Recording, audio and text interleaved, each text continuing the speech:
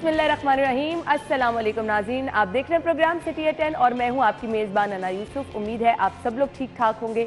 जुमे का मुबारक दिन है, आप सभी लोगों को जुमा मुबारक। आप लोगों से गुजारिश हमेशा की तरह यही होती है कि जब भी नमाज जुमा का एहतमाम करें अपनी दुआओं में हमें ज़रूर याद रखें। आज के शो की तरफ चलते हैं, ख़बरें भी हैं और इसके साथ साथ आज के मेहमान भी हमारे शो का हिस्सा होंगे। कुछ आपको मेरी आवाज़ मुख्तलिफ लग रही होगी, आई डोंट नो। मैं अपने इर्द गिर्द बहुत सारे लोगों को देख रही हूँ जहाँ पर पता चल रहा था कि लोगों को हैज़ा हो रहा है और फिर अस्पतालों से ख़बरें आ रही थी। हमने आगे चल के आज प्रोग्राम में इसी भी बात करनी है। आई डोंट नो, कुछ लोग बार बार ये भी कह रहे हैं, मुझे खुद रात ही से फ्लू की भी शिकायत हो रही है। शायद हम लोग एयर कंडीशन वगैरह ज़्यादा इस्तेमाल कर रहे हैं, ये वजह हो सकती है। लेकिन प्लीज़ एहतियात कीजिए, ये मौसम ऐसा है, इसमें एहतियात की बहुत ज़्यादा ज़रूरत होती है।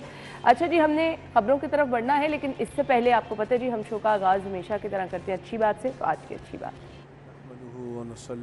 रसूलिहिल करीम, अम्मा बाद।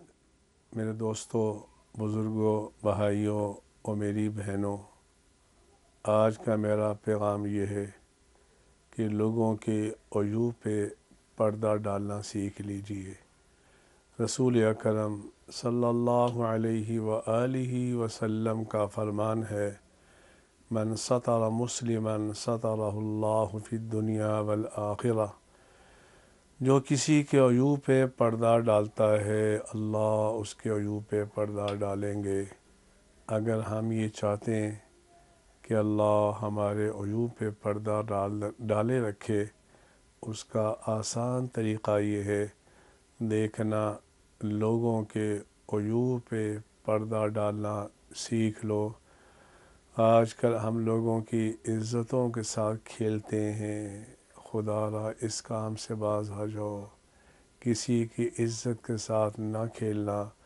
अगर आप ऐसा करोगे, उस वक्त तक मौत नहीं आएगी जब तक अल्लाह आपके अयूब को ज़ाहिर नहीं कर देगा। अल्लाह मुझे भी आपको भी इस पैगाम पर अमल करने की तौफ़ीक़ अता फ़रमाए। व आखिरु दावाना अनिल हम्दुलिल्लाहि रब्बिल आलमीन। आमीन सुमामीन। ये थी जी आज की अच्छी बात। और अखबार पर नज़र पड़ते ही मौसम की करवट के साथ डेंगू की भी आमद मुझे नहीं समझ लग रही कि आपने किस किस चीज़ से अपने आप को महफूज रखना है। खैर, आज की हमारी खबरें क्या हैं उनकी तरफ पहले चलती हैं जी। पहली खबर है, बिजली का बहरान संगीन, लोड शेडिंग के बाइस कई इलाकों में पानी गायब।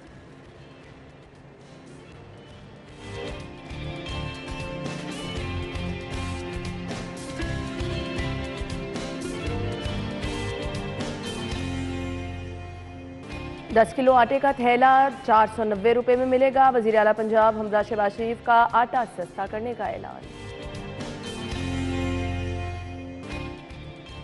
महकमा बल्दियात का दिलकश लाहौर प्रोग्राम तातुल का शिकार, मॉल रोड को खूबसूरत बनाने का मंसूबा लटक गया।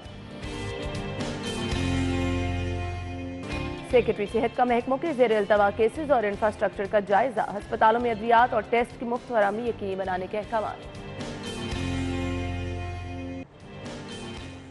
खुश आमदीद आपको एक बार फिर से कहेंगे। खबरें आप जान चुके हैं, इनको डिटेल में डिस्कस करेंगे। स्टूडियो में हमारे साथ हमारे senior reporter, assignment editor Aamir Raza Khan साहब मौजूद है। अस्सलाम वालेकुम। वालेकुम अस्सलाम। क्या हाल चले आप? अल्लाह करम, शुक्र अल्हम्दुलिल्लाह। अल्हम्दुलिल्लाह ही कहना चाहिए। आमिर भाई, मुझे मतलब कुछ लोग अपनी लुक्स को लेकर बड़े कॉन्शियस हो जाते हैं। आपने सोचा, वैसे तो बहुत ही बड़ी सादत की बात है उम्रा की अदायगी की, कॉन्शियस होते हैं लोग कि हमने अब स्क्रीन पे आना है। अच्छा, ये असल में ना बाल जो हैं ये एक तरह का गुरूर की निशानी है, आपस की बात। अच्छा। मैंने हज भी किया, उम्रे भी किए बेशुमार। हाँ। जब भी किए मैंने ये हला जो इसको आप टेंट कह लें या उसको गंजापन कह लें, वो मैं करवा लेता हूँ। ठीक है। क्योंकि अगर आप बाल नहीं उतरवा सकते तो फिर आप समझते हैं कि आपको फैशन ख़राब हो रहा है। तो मैं वो उस तरह का फैशनी हूँ नहीं। हाँ। मैंने आज से कोई जो 13-14 साल पहले हज किया था, तब भी ये फैसला किया था कि जब भी उम्रा करूँगा या हज करूँगा, अल्लाह ताला मौका देंगे, अपने बाल उतरवाऊँगा। इसका उतरवाने का जो मज़ा और जो फ़ायदा है वो वही जानता है। वो मैं अक्सर वो क्या करता हूँ, जो मज़ा टेंड इचना शहर इचना पेंड चले जी। ये टेंड कराने वाले को पता है कि वो उसको कितना मज़ा आता है उसका, और उसका लुत्फ जो है आपको पूरा अधूरा लगता है। मुझे तो अधूरा लगता है। मुझे पूरा उसी वक्त लगता है जब मेरे सर पे उस तरह फिरते। सही। चलें जी, अल्लाह ताला सबको ये सादत दे। ये तो हमने ऐसे लाइटर नोट पे बात की थी। मैंने कहा मैं पूछूं आमिर भाई कहीं ब्यूटी कॉन्शियस तो नहीं हो गए कि अब मैं स्क्रीन पे कैसा लगूंगा। होना चाहिए, थोड़ा सा हो जाए, खैर है। अच्छा जी, पहली खबर क्या है? आई डोंट नो, अब महंगाई की तरह ये वो चीज़ें हैं जो हर रोज़ हमें डिस्कस करनी पड़ेंगी, और हर रोज़ मैं कहती हूँ कि मेरे इलाके में बहुत ज़्यादा जो बिजली है वो गायब हो रही है, और मुझे अब ये चीज़ें इसलिए फील होने लग गई हैं। खुद तो आमिर भाई बंदा कॉम्प्रोमाइज़ कर ले, तो छोटे बच्चों के साथ एहसास होता है कि अब वाकई ये चीज़ बहुत ज़रूरी है। लोड शेडिंग के बायस कई इलाकों में पानी भी गायब है। जी आमिर भाई। ये बिल्कुल आपने सही पॉइंट आउट किया। बिजली के साथ साथ पानी का जाना, पानी ना जाए, हाँ। बिजली चली भी जाए तो गुजारा हो जाता है। नहीं आमिर भाई, बहुत गर्मी। मैं आपको बताता हूँ, गुजारा हो जाता है उससे। आप नहा लेते हैं, आप बच्चे को नहलवा लेते हैं, हाँ, फ्रेश हो जाते हैं, कुछ हवा आपको लगना शुरू हो जाती है। लेकिन अगर पानी भी ना हो, जो कि बुनियादी ज़रूरत है, आजकल तो खैर हम लोग तो ये भी समझते हैं कि बिजली भी बुनियादी ज़रूरत है, लेकिन पानी ज़िंदा रहने के लिए बहुत ज़रूरी है। और जिस तरह से लाइनें लगती हैं, जिस तरह से हमारे यहाँ कोई इंतज़ाम नहीं है, और उसकी बुनियादी वजह ना ये भी है, वो मिस प्लानिंग है, या आप इसको यूँ कहो कि आप बगैर किसी प्लानिंग के LDA के अफसरान के साथ मिलकर ऐसी सोसाइटीज़ बनवा लेते हैं जिनमें ओवरहेड टैंक्स जो हैं, वाटर टैंक्स, वो नहीं बनते हैं। ना ओवरहेड बनते हैं, ना ज़मीन में छुपे हुए टैंक्स बनते हैं, ना घरों में ये बनाने की ज़रूरत है। मुझे याद है आज शहबाज शरीफ साहब क्या जो वज़ीर आला थे, तो पिछले दौर में एक लॉ पास हो रहा था कि जिसका 10 मरले का घर होएगा उसका अंडरग्राउंड वाटर टैंक होएगा जिसमें पानी भरा जाएगा, और वो पानी इस्तेमाल के लिए वापस ओवरहेड में जाएगा, किसी मोटर के ज़रिए जाएगा या किसी तरीके से भी जाएगा, वो जाएगा और वो इस्तेमाल किया जाएगा ताकि पानी की जो किल्लत है उसको ख़त्म किया जा सके। कौन आमिर भाई ये सब कुछ करते हैं? अच्छा, दूसरा, हम पानी बहाते बहुत बेदर्दी के साथ हैं। पानी देखो, अगर अब मैं अक्सर घरों के बाहर देखता हूँ, काम वालियाँ हों या हम खुद भी, पहले गाड़ी धोते हैं, उसके बाद हम बाहर फिर रोड धो रहे होते हैं। सही कह रहे हैं। उसके लिए जहर है पानी। वो टूट जाती है रोड जिस पर आप पानी फैलाते हैं ना, वो रोड टूट जाती है आहिस्ता आहिस्ता, वो पानी के साथ वो ख़त्म होती चली जाती है। उसके लिए ये जो चीज़ें हैं ये ज़हर कातिल हैं। लेकिन हम क्या करते हैं, हम अपने घर के बाहर पानी लगा के समझते हैं कि हमने बहुत ही ठंडा कर लिया घर को। ना ये ठंडा होएगा, बल्कि उल्टा रोड भी टूटेगा और फिर बाद में गड़े पड़ेंगे। इसी तरह से दूध दही की दुकानों पे जाएं आप, उन्होंने नल खोला होता है। अब आप कहेंगे बिजली से मैं कहाँ चला गया, क्योंकि मुझे पानी बुनियादी ज़रूरत लगती है। क्यों नहीं हम अभी तक मीटरिंग सिस्टम कर सके? हम बचपन में हमारे घर में पानी का मीटर लगा होता था, उसके बाद मीटर ख़त्म हो गए। मीटर होगा तो उसको पता होएगा कि यार मैं अगर नल खुला छोड़ूंगा, काम वाली मेरे घर के जो बर्तन धोने के लिए आई है वो फुल नल खोलती है, वो चाहे उसके बाद दूसरे काम करती रहे, वो पानी बंद नहीं करती है। अगर मीटर लगा होगा तो मैं उसको कहूँगा बीबी ये देख, अभी बिजली के इस्तेमाल में हम स्विच ऑफ करवाते हैं कि नहीं करवाते? बच्चों को सिखाते हैं कि नहीं सिखाते? कमरे से बाहर जाओ तो स्विच ऑफ करके जाओ, चाहे लाइट है, चाहे पंखा है, चाहे कोई चीज़ है, टीवी है, उसको बंद करके निकलो। इसी तरह हमें पानी का भी सिखाना है। दूसरी बात रही लोड शेडिंग की, बहुत बड़ा चैलेंज है गवर्नमेंट के पास। मैं तो हर रोज आयशा को कहती हूँ शायद सिप्रा साहब से रीजन पूछें, एक ही रीजन वो हमेशा बताते हैं। मतलब अब हमारा मकसद तो ये होता है ना कि हम शहरियों को बता दें कि ये होने वाला है, आप लोगों ने अपना कुछ बैकअप रखना है, आप लोगों ने खुद से कुछ प्लान करके रखना है। यूपीएस नहीं लगवा सकते हैं, फिर आपने मशवरा दे देना है कि आप सोलर पे चले जाएं। और मैं मशवरा गवर्नमेंट को देता हूँ कि सोलर पे ड्यूटी कम करें, और मैं हमेशा ये कहता हूँ इसकी ड्यूटी ख़त्म करेंगे तो लोग सोलर लगवाएंगे। ये तो सोलर भी इतना महंगा है कि लोग अफोर्ड नहीं करते। सही कह रहे हैं आप, सही कह रहे हैं। अच्छा चले अमीर लोग लगवा लेंगे सोलर जो है, जो मुतवस्सित तबका है, जो मेरी तरह तनख्वाहदार है, जो आपकी तरह का है, वो तबका तो उसी वक्त लगवाएगा जब उस पर ड्यूटी कम हो जाएगी। सही कहा। जब वो लगवा लेंगे तो गरीबों को भी बिजली मिलेगी, अमीरों को भी मिलेगी, मुतवस्सित तबके को भी मिलेगी। सही। और ये गर्मियों के 3 माह जो हैं, बरसात आने तक 15 जुलाई तक, ये 3 माह गुजारना बहुत ही मुश्किल है, खासकर छोटे बच्चों के लिए। आपने इसका जिक्र भी किया था। अब ये गवर्नमेंट के लिए चैलेंज है कि वो पावर प्लांट कैसे भी चलाती है। अभी इन्होंने जो LNG का ठेका किया वो तो जून के आखिर में आनी है। LNG वो जून के आखिर में आएगी, पावर हाउसेस को मिलेगी, वहाँ से बिजली जनरेट होगी, फिर लोगों को मिलना शुरू होगी। इससे पहले हमें बहुत सारे इंतजाम करने थे, लेकिन 23 दिन की गवर्नमेंट से हम क्या तो मैं आपसे यही पूछने लगी थी, क्या इन चीज़ों को हमने जोड़ना है? ये जो सियासी अदम इस्तेहकाम चल रहा है, इन चीज़ों नहीं, ये पिछली गवर्नमेंट का असल में, तो मैं बात करूँगा तो लोग शायद समझे कि मैं किसी सियासी एज की बात कर रहा हूँ। मैं बात ये कर रहा हूँ कि पिछली गवर्नमेंट को इसकी प्लानिंग करना चाहिए थी। वक्त पर LNG के ठेके किए होते, मई आने से पहले मार्च में ये LNG आ चुकी होती, पावर हाउसेस को मिल चुकी होती, तो ये अप्रैल, मई, जून और जुलाई का मिड, यहाँ तक आप लोगों को बिजली बिल्कुल ठीक मिलती। फिर बरसात शुरू हो जाती, पानी वाफर आ जाता, डैम्स में भी पानी होता, बिजली बनती, लोगों को मिलती रहती है, महसूस नहीं होती। बरसात के मौसम में आपको भी पता है कि पंखे से भी गुजारा हो जाता है। ये सारी प्लानिंग जो आप बता रहे हैं ये मुश्किल तो नहीं थी? मुश्किल नहीं थी, लेकिन जो पिछले लोग थे वो उनकी ज़्यादा तवज्जो तो इस बात पे थी, नियतों का फुकदान है, नियतों का फुकदान भी था, उनकी तवज्जो इस बात पे थी कि वो चोर है, वो डाकू है, वो लूट के खा गया। ये अच्छा ये एक बयानिया है जिसको बनाया गया और जिसको डेवलप किया गया, दूसरों के गले पे डालो, बस ये डाल देंगे वो चोर है। भाई आप अपनी कारकर्दगी बताएं ना, आपकी कारकर्दगी क्या थी? आपने बिजली के लिए कितने पावर स्टेशन बनाए, कितने पावर हाउसेस बनाए? जो बने थे आपने उनको भी बंद कर दिया। ऐसे ही है। आपने जब उनको बंद कर दिया तो बिजली का बहरान पैदा हो गया। अब ये गवर्नमेंट की किस्मत है कि ये ऐसे दौर में एनर्जी को आमिर भाई जब मैंने अपने शो में मधु किया, आयशा को भी इस बात का पता है, हमेशा उन्होंने कहा कि जी इतने महंगी बिजली खरीद ली थी पिछली हुकूमत ने, हम तो सारा वही भुगत रहे हैं, वही पैसे उतार रहे हैं और सारा टाइम हमारा उसी में गुजर गया है। मतलब एक दूसरे पर इस तरह जिम्मेदारी डाल। आप मुझे बताएं, जब आज से 4 साल पहले बिजली की यूनिट का रेट क्या था? 14 रुपये कुछ पैसे था। आज रेट क्या है? किस चीज की आप बात महंगी? मुझे बताएं, बिजली का यूनिट, पेट्रोल की कीमत देख ले आपने घर में बिल अदा करते हुए कभी ये कहा कि बिजली बहुत महंगी हो गई है, इस्तेमाल ना करें? भाई आप ये कहते हैं बिजली दें हमें। हाँ। महंगी है जो भी है, हमने पूरे साल में कुछ पैसे इसके लिए मुख्तस कर रखे हैं कि गर्मी के 3 महीने में हमारा बिल ज्यादा आएगा, उसको हमने कैसे मैनेज करना है। ये सब लोगों ने किया होता है। आप बिजली फराहम तो करें। आपने, मैंने वही कहा कि पिछली गवर्नमेंट सिर्फ इस काम पे लगी रही कि वो चोर है, वो डाकू है, वो लूट के खा गया, वो इतने % खा गया, वो इतने % खा गया। आपने काम क्या किया? जो पावर हाउस लगे थे, जैसे नंदीपुर था, जैसे साहिवाल कोल प्लांट था, वो चले क्या? कराची में जो LNG के पावर हाउसेस बने थे वो चले? आपने वो चलाए नहीं। आपने LNG के आपने महंगी LNG ली। आपने पिछली गवर्नमेंट को कहा कि वो लूट के खा गए, आज तक आप साबित नहीं कर सके। शाहिद खान अब्बासी ने अपने दौर में खरीदी गई LNG, दुनिया में सस्ती तरीन LNG खरीदी थी, उस पर आपने केस बना दिया। सही कहा आपने, उस पर आपने, उसके बाद आपने बर वक्त ठेका नहीं किया। जब ठेका नहीं किया तो नई LNG आई नहीं। अब जब आएगी तो बिजली का मसला हल होगा। उस वक्त तक आवाम जो है वो इस बात को समझे कि ये सियासी मामला है, इसको तंग करने के लिए, नई गवर्नमेंट को, आने वाली गवर्नमेंट को तंग करने के लिए ये वो बुरुदी सुरंगें थी, जैसे पेट्रोल है, जैसे बिजली है, जैसे खुराक है, उस पर जो है वो बुरुदी सुरंगें लगा दी गई ताकि जहाँ पैर रखें वहाँ से एक धमाका हो। बिजली का धमाका हो गया ना। बिल्कुल सही कहा आपने।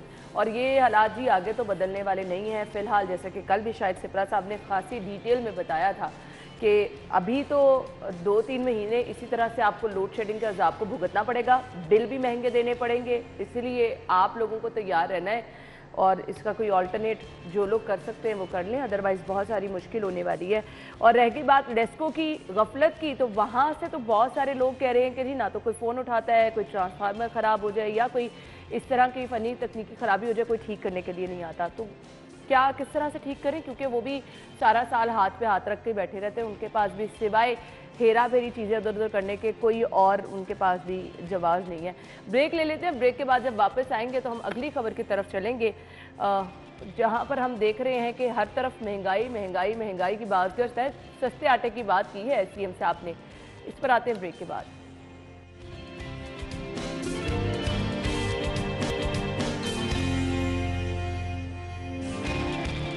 एक बार फिर से आपको खुश आमदीद कहेंगे। खबर यह है कि वजीर आला पंजाब हमजा शहबाज शरीफ ने आटा सस्ता करने का ऐलान कर दिया है। आटा सस्ता होगा, 10 किलो आटे का थैला 490 रुपये में मिलेगा। आमिर भाई, हर जगह से बाज़गश्त हमें क्या पता चल रही है, चीज़ें महंगी हो रही हैं हर तरफ से। आप कल का रेट देख ले डॉलर का, अभी अपडेट आ जाएगी, सईद बता देगा कि जी 2 रुपये 1 रुपये से काम शुरू होता है कुछ पैसों से, और वो मेरे ख्याल से मेरी शिफ्ट तक तो वो 2 रुपये तक पहुँच ही जाता है। हर रोज़ की ये रूटीन चल रही है। ऐसे में आटा सस्ता करने का ऐलान या अशिया ज़रूरिया जो है, हमजा साहब बार बार मीटिंग्स हर रोज़ की बुनियाद पे कर रहे हैं और यकीन दिला रहे हैं कि वो अशिया सस्ती करेंगे। पॉसिबल नज़र आ रहा है आपको? बिल्कुल पॉसिबल है। पाकिस्तान ज़राई मुल्क है और ये अपने हिस्से की गंदम पैदा करता है। ये जो लोग कहते हैं कि हमारे पास गंदम नहीं है, वो गलत बयानी करते हैं। असल में तो गंदम स्मगल हो जाती है और इन शेप ऑफ गंदम और इन शेप ऑफ आटा जो है ये खैबर पख्तूनख्वा में जाता है और वहाँ से अफ़गानिस्तान चला जाता है और पूरा एक मुल्क जो है वो हमारे पैदा करदा गंदम से जो है मुस्तफ़ीद होता है। यानी उसमें खैबर पख्तूनख्वा का कसूर नहीं है। स्मगलर्स बहुत ध्यान से काम करते हैं और बड़ी दिलजमई से काम कर रहे हैं। वो कभी चीनी ले जाते हैं, कभी वो आटा ले जाते हैं, वो स्मगलिंग करना जानते हैं, उनको रास्ते पता हैं, उनको तरीके पता हैं, उसी तरीके से बाहर चली जाती है।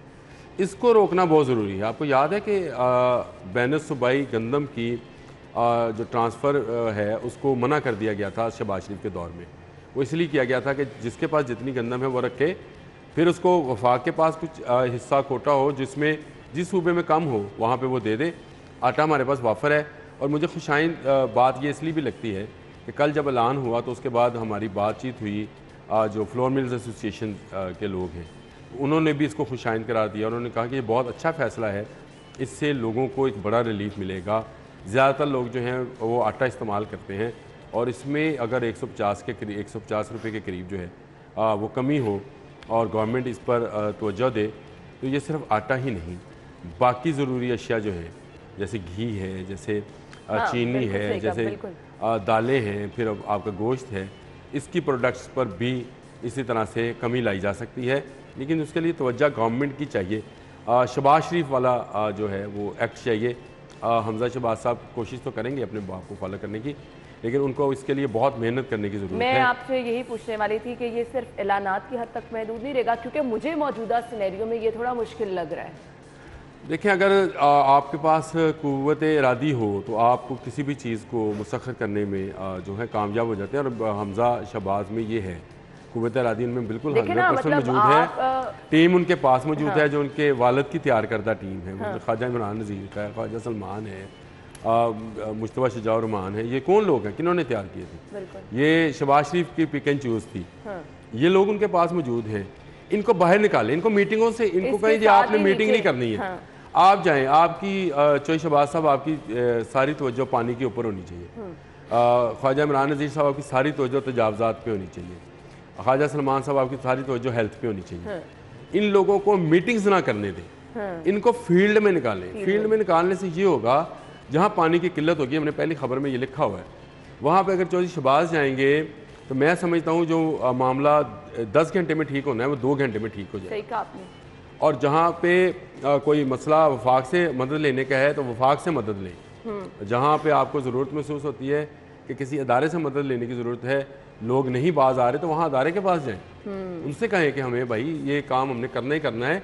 ये नहीं हो सकता कि एक शहर के अंदर हम ये सहूलियात के हवाले से डिवीजन कर दें। जब तक आप इस काम को नहीं करेंगे, मैं अभी हमारे जो कमिश्नर हैं कैप्टन उस्मान, उनको LDA का भी मिल गया तैयार। अब उनसे मेरी रिक्वेस्ट है और हाथ बांध के रिक्वेस्ट है कि खुदारा नई सोसाइटीज़ को पाबंद बनाए रूल्स की, जो LDA रूल्स हैं कि किस तरह से आपकी रोड्स होंगी, कैसे आपके वाटर टैंक्स होंगे, बिजली का निज़ाम, तरसीली निज़ाम कैसा होएगा, आप मेक श्योर कैसे करेंगे अच्छे इक्विपमेंट को।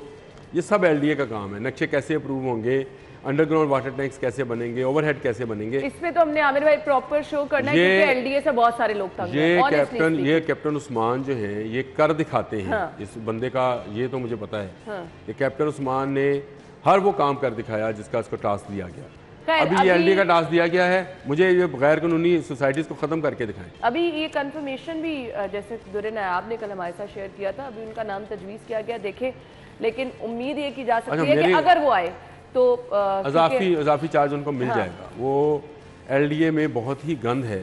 और पिछला जो LDA गया है, LDA के अफसरान गए हैं, वो जैसी तबाही फेर के गए, जिस तरह से गैर कानूनी और ग्रीन एरियाज़ के ऊपर जैसे सोसाइटीज़ डेवलप हो गई हैं लाहौर के अंदर, ये ऐसा नहीं होना चाहिए। कोई पूछने वाला नहीं है, कोई रोकने वाला नहीं है, और हम बातें करते हैं। जो LDA अप्रूव्ड हैं वो तो ठीक हैं, जो LDA अप्रूव्ड नहीं हैं और खुद से बन गई हैं। मुझे आयशा अगली खबर पे जाने का कह रही है, लेकिन कुछ चीज़ें मुझे इसमें लग रही हैं ज़रूरी। आटे के बाद सस्ती चीनी देने के लिए भी हुकूमत ने के शुगर मिल मालिकान से राब्ते हो रहे हैं। ये उम्मीदें जो दिलवाई जा रही हैं आमिर भाई, मुझे बहुत देर बाद इस तरह की खबरें देख के ना, मतलब कम अज़ कम मुझे ये लगता है कि मुझे शेयर करनी चाहिए लोगों से। कोई कोशिश तो कर रहा है। नहीं, बैठना चाहिए गवर्नमेंट को, इनके साथ ज़रूर बैठना चाहिए। जो शुगर मिल्स मालकान हैं, घी मिल्स मालकान हैं, इसी तरह आटे वाले थे, फ्लोर मिल्स वाले, इनके साथ सारे तमाम स्टेक होल्डर्स को आप इत्मीनान में लें। सही। उनको कहें यार आप इतना कमाते हैं, आपके पास इतने में आता है पाम ऑयल, इतने का बनता है, ये उसकी कॉस्ट है, ये उसकी बिजली है, ये आपके मुलाजमीन का खर्चा है, ये आपकी आमदन है। अपनी आमदन में से आप इतने % कम करें ताकि आवाम को रिलीफ मिले, सस्ता घी मिले, सस्ती चीनी मिले, सस्ता आटा मिले। और आवाम को क्या चाहिए मुझे बताइए। बिल्कुल सही कहा। आवाम आपसे कोई बहुत बड़ी डिमांड नहीं करती। आवाम आपसे ये नहीं कहती है कि आप लाहौर को पेरिस बना दें। आवाम ये कहती है कि आप लाहौर में जिंदा रहने का हक दे दें। बिल्कुल सही कहा आपने। कि आप अपने बच्चों को जब आटा या चीनी या चावल खिला रहे हो तो आपको ये फिक्र ना हो कि एक टाइम का खिला लिया, दूसरे टाइम हम क्या करेंगे। बिल्कुल सही बात है। लोगों को कारोबार करने में आसानियां फराहम करें, लोगों को मांगने पे ना लगाएं, लंगर खाने ना बनाएं। गो के बहुत अच्छा काम होएगा, मुझे नहीं पता, अल्लाह ताला उनको जज़ाए खैर दे। लंगर खाने बनाने से मुल्क नहीं चलते हैं। मुझे पता है नबी करीम सल्लल्लाहु अलैहि वसल्लम के पास एक बंदा भूख का शिकवा लेकर आया था, तो आपने कहा था घर से कुछ सामान लेके आओ। उसको सहाबा में बेचा, उसको कुल्हारा बना के दिया और उसको कहा भाई अब जाओ जंगल से लकड़ियाँ काटो और अपने गुजर बसर करो और उससे तुम्हारा गुजारा होगा। हरगिज़ उन्होंने ये नहीं कहा कि तमाम साहबी एक लंगर खाना खोल दें और वो तमाम साहबी जो है उस लंगर खाने में गुरबा को खाना खिलाया करें। बिल्कुल बहुत अच्छा काम होएगा, लेकिन सबसे पहले काम ये है कि इनको तजारत की तरफ लगाएं, मौके पैदा किए जाएं, चाहे वो छोटे छोटे काम। अच्छा, जिसके बाद मुझे खबर वाइंड अप करनी है। कैंसर की मुफ्त अद्वियात देने का भी फैसला किया गया है और ये हमने देखा कि पिछले टेन्योर में भी या कैंसर हो या हेपेटाइटिस हो, इसका मुफ्त अद्वियात बंद कर दी जा रही थी। नहीं, मैं शहबाज शरीफ साहब की जब वज़ीर थे तब की बात कर रही हूँ। उस वक्त दी जा रही थी, पिछला दौर हुकूमत उनका नहीं था, वो डॉक्टर यास्मीन राशिद का दौर था, जो कि लोगों ने एहतजाज की कैंसर के पेशेंट। वो एक प्राइवेट हॉस्पिटल की मालक हैं और वो मालका जो हैं वो बाकी प्राइवेट हॉस्पिटल के साथ मिली होती हैं और फिर कैंसर की अद्वियात अगर फ्री में मिलेंगी तो फिर कैंसर हॉस्पिटल जो हैं वो उनका गुजारा कैसे होएगा, उनको लोग कैसे चंदा वगैरह देंगे। ये पिछली गवर्नमेंट की पॉलिसी थी। उससे पिछली बात करें, शहबाज शरीफ ने ये फ्री की थी। बिल्कुल ऐसे ही तो ये लोगों को मिलनी चाहिए, लोग बहुत मजबूर हैं और ऐसी अद्वियात हैं जिनका एक कोर्स जो है 30-30 हज़ार रुपये, हेपेटाइटिस की एक इंजेक्शन है जिसका 30,000 रुपये का कोर्स है और मैंने उस पर एक कॉलम भी इस मामले पे लिखा था कि ये क्या बला है कि जिसको ये, उसके बाद वो फ्री हो गया। वो एक कंपनी थी और नाम तो नहीं चले मैं लेता उसका, उसने वो सारा ले रखा था और वो अपने मर्जी के रेट्स पर उसको बेच रही थी। तो शहबाज शरीफ साहब ने वो ख़त्म किया था। फिर हम जब बार बार शहबाज शरीफ का नाम लेते हैं तो मुझे ये उम्मीद रखनी चाहिए कि आइंदा आने वाली दौर में मैं हमज़ा शहबाज का नाम लिया करूँगा कि हमज़ा शहबाज के दौर में ये अद्वियात फ्री हुई थी, हमज़ा शहबाज के दौर में हॉस्पिटल्स को इस तरह से डेवलप किया गया था। लेकिन अभी की सिचुएशन के मुताबिक आमिर भाई वक्त कम और मुकाबला सख्त है। लेकिन हमज़ा शहबाज को लाहौर में नहीं, लाहौर से बाहर किसी शहर में जैसे मुल्तान है, गवर्नमेंट के ज़ेरे इंतज़ाम एक कैंसर हॉस्पिटल ज़रूर बनाना चाहिए। बिल्कुल आपने ये मेरी इस प्रोग्राम की साथ से उनसे रिक्वेस्ट है कि कैंसर हॉस्पिटल बहुत ज़रूरी है, बहुत ज़रूरी। सारे का सारा बर्डन अगर हम कहें इस वक्त शौकत खानम पे है, कैंसर केयर हॉस्पिटल पे है, अनमोल पे है, तो गलत नहीं होगा। बिल्कुल सही, ठीक है, ये हॉस्पिटल्स अपने तौर पे काम कर रहे हैं और बेहतर काम कर रहे हैं। बिल्कुल। लेकिन इसके साथ साथ पिछली गवर्नमेंट को तो ख्याल नहीं आया क्योंकि एक कैंसर हॉस्पिटल ही बना देते वो पूरे मुल्क के अंदर। चले ना, खैबर पख्तूनख्वा में बहुत ज़रूरत है, बिल्कुल वहाँ उनकी इतने अरसे से गवर्नमेंट है, एक कैंसर हॉस्पिटल नहीं बनाया, बिल्कुल नहीं बनाया, बिल्कुल जो कि उनको बनाना चाहिए था। कैंसर पे वो सबसे ज़्यादा बात करते हैं इमरान खान साहब, लेकिन उन्होंने खैबर पख्तूनख्वा में नहीं बनाया, प्राइवेट हॉस्पिटल बनाया। सिंध में उन्होंने कराची में बनाया, लेकिन प्राइवेटली वही उनकी NGO के तहत बना। सरकारी सतह पर चाहे वो पीपल्स पार्टी की गवर्नमेंट सिंध में है, चाहे खैबर पख्तूनख्वा में PTI की है, पंजाब में PMLN की है, अपने अपने सूबों में आप एक एक कैंसर हॉस्पिटल बनाएं। खुदारा बाकी कैंसर हॉस्पिटल्स पे ये बीमारी फैलती चली जा रही है। बिल्कुल आपने सही कहा। और ऐसे कैंसर सामने आ रहे हैं, सही कहा। उसकी वजह यह है कि हम जो खुराक खाते हैं वही कैंसर ज़्यादा है। बिल्कुल सही कहा आपने। खैर, जहां हम अस्पतालों की बात कर रहे हैं, अस्पतालों में अद्वियात और टेस्टों की मुफ्त फराहमी यकीनी बनाने के अहकाम, सेक्रेटरी सेहत की ज़ेर सदारत इजलास हुआ है। टीचिंग अस्पतालों में इंफ्रास्ट्रक्चर और सफाई के बेहतरीन इंतजाम बहुत ज़रूरी है। इंफ्रास्ट्रक्चर के क्या हालात है हम बारहा आपको दिखा चुके हैं। ना कोई बैठने की जगह है, ना कोई शेड है, ना कहीं पर जो लवाहिकीन साथ आते हैं उनके लिए कोई प्रॉपर अरेंज नहीं है, पानी नहीं है। सही कहती है। एक सर्जिकल टावर बना इसमें मे हॉस्पिटल में और वो अंग्रेज़ के दौर के ऑपरेशन थिएटर से लोगों को निजात मिली। इसी तरह का सर्जिकल टावर अब ज़रूरत है जनरल हॉस्पिटल को भी, जहाँ पे बहुत हसास ऑपरेशन होते हैं और जदीद तर्ज के इसी तरह के सर्जिकल टावर की ज़रूरत है सर्विसेज हॉस्पिटल में, जहाँ बहुत ज़्यादा लोग जाते हैं। टीचिंग हॉस्पिटल जितने भी है वहाँ पर इस तरह इन चीज़ों की ज़रूरत है, सफाई सुथराई की ज़रूरत है। वहाँ पर आज भी जो आपका लोअर स्टाफ है वो पैसे लिए बगैर किसी का काम नहीं, किसी को व्हील चेयर नहीं देते हैं, किसी को बेड नहीं देते हैं, किसी को मिलने नहीं देते हैं। और दूसरा, कुछ हमारे जो लवाहकीन हैं मरीज़ों के साथ आए उनको भी ख्याल करना चाहिए कि एक मरीज़ के साथ एक अटेंडेंट ये होना चाहिए। बैरूनी दुनिया में चले बहुत अच्छी फैसिलिटी है, वो तो एक भी अटेंडेंट नहीं रहने देते साथ, ऐसे ही है, चले आप। लेकिन यहाँ पे मैंने देखा है कि गांव भर से लोग जो आ जाते हैं, फिर रात वो बाहर गुजारते हैं, के लोग उठ के फिर हम ही उसकी फुटेज बनाते हैं कि वो धूप में पड़े हैं या खुले आसमान तले सो रहे हैं, तो इनके लिए बड़ा प्रॉब्लम है। खुदारा हॉस्पिटल के इंतजाम जो हैं उनके, चाहे वो टेस्ट हैं, चाहे वो अद्वियात हैं, चाहे उनका इंफ्रास्ट्रक्चर है और चाहे सफाई सुथराई के मामला हैं, इस पर तवज्जो देने की ज़रूरत है। ये फुल टाइम काम है। हमारे तो अल्लाह ताला रहम करे, अस्पतालों में ही हम अगर चले जाएं कभी जान ज़रूरत हो, अल्लाह ना करे, तो आमिर भाई विजिट करने के लिए भी जाएं, यहाँ से बीमारियां फैल रही होती हैं, इतनी गंदी सफाई के हालात, हाइजीन है ही नहीं वहाँ पे। अगर वहाँ पे आपको वॉशरूम जाना पड़े तो तब आपको पता चलेगा वहाँ पे क्या हालात। अच्छा जी, सर्विसेज हॉस्पिटल से खबर है जी, वो भी हम अपने नाज़रीन के साथ शेयर कर लेते हैं। जाहिद साहब की खबर है, शुगर कंट्रोल सेंटर में इंसुलिन खत्म है। अंदाजा करें, बुनियादी ज़रूरत है ये, शुगर के पेशेंट्स की, शुगर के पेशेंट्स, इंसुलिन तो बहुत ज़रूरी चीज़ है और वो बाजार से भी शॉर्ट है बिल्कुल। और लेकिन गवर्नमेंट हॉस्पिटल में गवर्नमेंट को तो इस पर तवज्जो देनी चाहिए।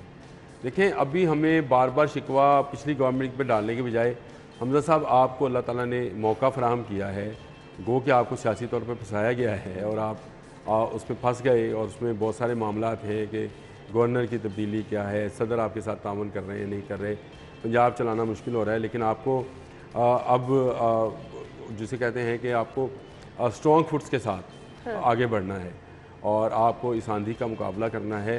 लोगों में आप नज़र आएँ।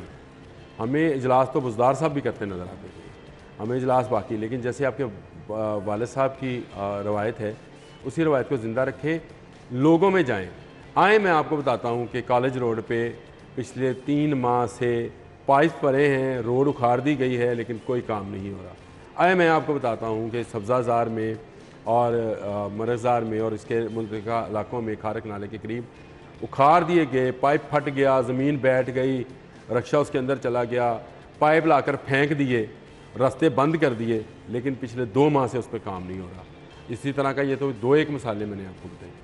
बेशुमार जगह ऐसी हैं जहाँ पर ठेकेदार भाग चुके हैं। पकड़ के लाएं उनको लाएं, उनको कहें अपनी क्वालिटी का काम हमें करके दो जिसका तूने वादा किया है।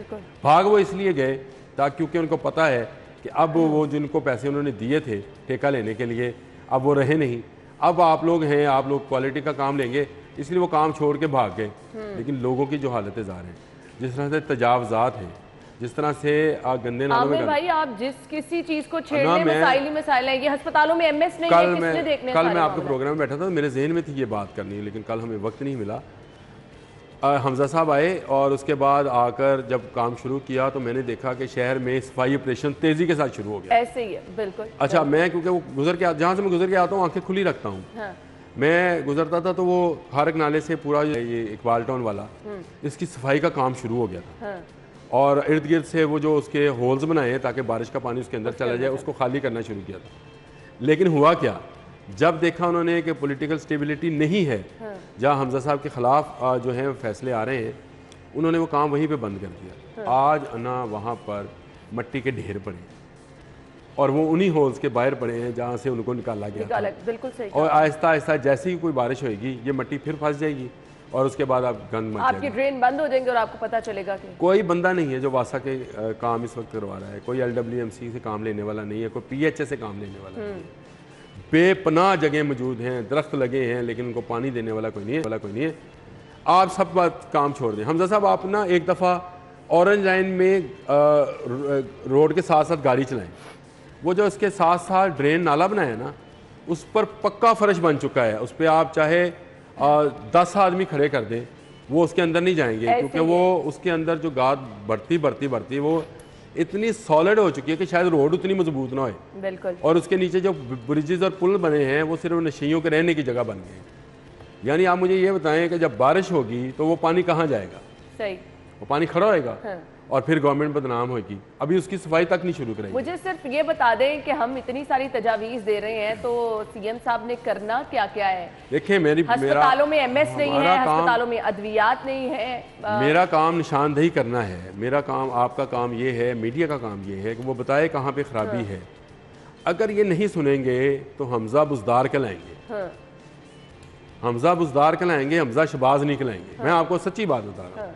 जब तक ये शहबाज शरीफ की स्पीड पे काम नहीं करेंगे, रोड पे नहीं निकलेंगे, लोगों में जाकर नहीं मिलेंगे, इनको मसाइल का निचली सतह तक पता नहीं होगा, ये कोई काम नहीं है कि आप एक गाड़ी लेके शाम को निकलें और माल रोड से मेन बुलेवार्ड से गुलबर्ग से आप फिर होते हुए आप कहें जनाब आज उन्होंने बगैर प्रोटोकॉल के दौरा, ये दौरा नहीं है, ये दौरा नहीं है, ये तो आप दौरा सैर के लिए निकलते करें। हाँ, सैर के लिए निकले। आप निकले मुल्तान रोड पे और वो बुज़दार साहब ने तो एक ड्रामा और किया था, एक फैमिली पहले से खड़ी की हुई थी, वो हमें तो उसका पता था। उस फैमिली को साथ बिठाया कि आए मैं आपको छोड़ देता हूँ, तो ये टैक्सी सर्विस ना दे खुदारा। आप मुल्तान रोड का विजिट करें, आप रायविंड रोड का विजिट करें, उस पर आप इसलिए नहीं जाते क्योंकि आपके घर है, तो आप कहते हैं यार ये इसको अगर इस पर काम हुआ ना तो लोग कहेंगे अपने घर के लिए काम कर रहे हैं, लेकिन वहां से तजावजात तो उठवा सकते हैं, आपके नहीं उठवा सकते। आप वहां पे लोगों को कुछ सहूलत दे सकते हैं कि नहीं दे सकते, ना करें आप जाती उम्रा के लिए काम। आप जो लोग वहां पे रहते हैं रायविंड पे, उनका आना जाना ऐसा दोबर है, ऐसा डीजल वहां निकलता है और ऐसी ऐसी वहां फैक्ट्रीज बन चुकी हैं जो लोगों की सेहत के साथ वो खिलवाड़, मतलब फीड फैक्ट्री जो कि मुर्गियों का फीड है उसकी फैक्ट्री है ये फजाइया के साथ, बिल्कुल ऐसे ही। और उससे ऐसी बदबू उठती है शाम के वक्त, वहाँ पे लोगों को गुजरना मुहाल है। मैं ये छोटी छोटी चीज़ें बता रहा हूँ। आप ये वापडा टाउन है, ये टाउनशिप है, इसके नाले का जाके अंदाज़ा करें, किसी जगह दीवार है, किसी जगह दीवार मैं तो भी परेशान ये हो रही हूँ कि आमिर भाई इतने सारे मसाइल बता रहे हैं, ये हल कैसे होंगे। फिर वही मैं कहूँगी कि वक्त बहुत कम है, मुकाबला बहुत सख्त है, लेकिन हमने वापस आके बात करनी है मॉल रोड की दिलकशी की। ये दिलकश लाहौर मंसूबा तात्तुल का शिकार है। आई डोंट नो ये शुरू कब हुआ, कब इसमें तात्तुल आया, कब इसमें ताखीर आई। ये मंसूबा जहाँ से शुरू होता है हमेशा मुझे वहीं का वहीं नज़र आता है। कुछ आमिर भाई से जान लेंगे इसकी डिटेल्स, ब्रेक के बाद आते हैं।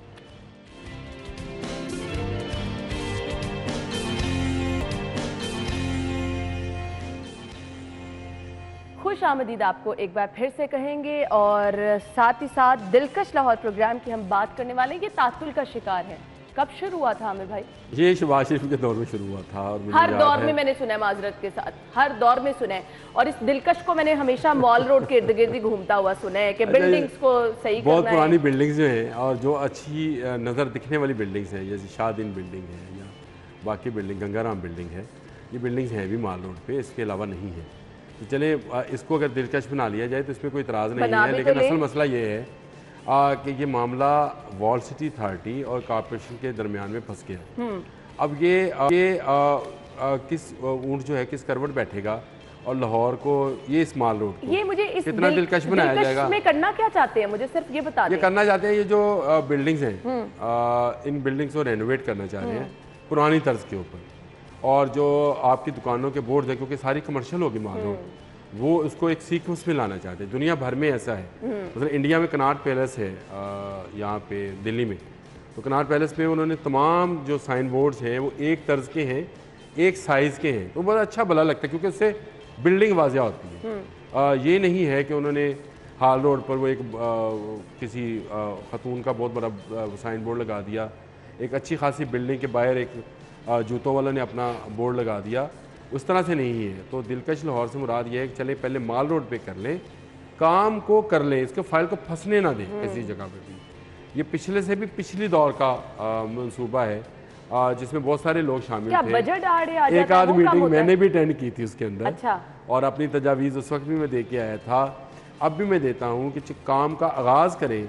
ग्राउंड ब्रेकिंग बहुत ज़रूरी है, आप काम का आगाज़ करेंगे ख़त्म भी हो जाएगा, चले उसमें 2-4 साल ज़्यादा लग जाएंगे, लेकिन आप इस काम को रोके मत। मैं वही पूछ ना, ये काम जो रुक जाता है मसला क्या आता है? बजट का प्रॉब्लम होता है, लोग काम नहीं करना चाहते, असल रीज़न क्या है बार बार रुकने की?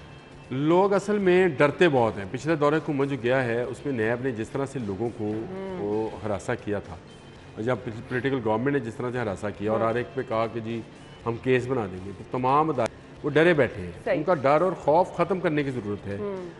उनके काम करने का जज्बा, उनके काम करने की सलाहियत मौजूद है, लेकिन सिर्फ उन पर काम लेने वाला बंदा मौजूद नहीं है, जो कि अल्लाह ने हमजा शहबाज साहब को मौका दिया कि वो काम लें इन लोगों से। और इसको अगर दिलकश रोड है तो इसको बना दे खुदारा, और इसमें जो ग्रीन बेल्ट्स हैं, फिर मैं कहूँगा कि उसको यूरोप की तर्ज पर, अमेरिका की तर्ज पर रोड के ऊपर ना बनाइएगा। जिस तरह से गहरी हैं, जिस तरह से गहरी हैं वैसी बननी चाहिए। आपको पता है ना माल रोड की जो आपकी वो है, ताकि बारिश का पानी जितना है वो उस ग्रीन बेल्ट के चला जाता है और वो फिर इंजेक्शन के तौर पे नीचे ज़मीन में जाता है और वही पानी हम इस्तेमाल करते हैं। लेकिन आपने किया क्या, शहबाज शरीफ साहब के दौर में जेल रोड बनी, उसमें आपने जो ग्रीन बेल्ट बनाई ऊंची बना दी, मेन बुलेवार्ड पे ग्रीन बेल्ट बनाई ऊंची, पानी कहाँ जाए? सही। मुझे ये अच्छा आमिर भाई, मेरे पास लास्ट मिनट रह गया, मैंने वाइंड अप करना है। हमेशा लाहौरिये ये चीज़ का शिकवा करते हैं कि जब भी दिलकशी की बात होती है, जब भी शहर की खूबसूरती की बात होती है, ये चंद मॉडल शाहराएं हैं जिन पर काम किया जाता है, जो असल लाहौर है उसकी तरफ ध्यान नहीं दिया जाता। बिल्कुल सही गिला है क्या लोग? नहीं, गलत गिला है, क्योंकि मैं असल लाहौर का रहने वाला हूँ। वहाँ वॉल सिटी अथॉरिटी जितना काम कर रही है वो अनबिलीवेबल काम है, वो कभी हमारे तस्वर में नहीं आ सकता था। फिर मुझे लगता है कि वो तजावुज़ात की वजह से वो काम नजर नहीं आता, क्योंकि वहाँ तजावुज़ात बहुत नजर इस वजह से नहीं आता। जिससे उन्होंने काम किया उसमें तजावुज़ात को भी कंट्रोल किया है। बाकी अभी बहुत बड़ा शहर पड़ा है, मेरा ख्याल है उन्होंने 4 या 5% हिस्से का काम किया है। सही। बाकी 95% काम अंदरून शहर का पड़ा हुआ है। वहाँ पे बिल्डिंग्स मौजूद हैं जिनको गिराया जा रहा है, मार्केट्स बनाई जा रही हैं, उस पर तवज्जो देने की उस पर तवज्जो देने की ज़रूरत है, और बहुत ज़्यादा ज़रूरी है, क्योंकि असल में शहर लाहौर का जो सही चेहरा कहा जाता है वो हमारा अंदरून शहरी है, जो कि पहचान भी है लाहौर की। आमिर भाई बहुत बहुत शुक्रिया आपके वक्त के लिए। नाज़रीन ब्रेक, हेडलाइंस और फिर शो में आते हैं।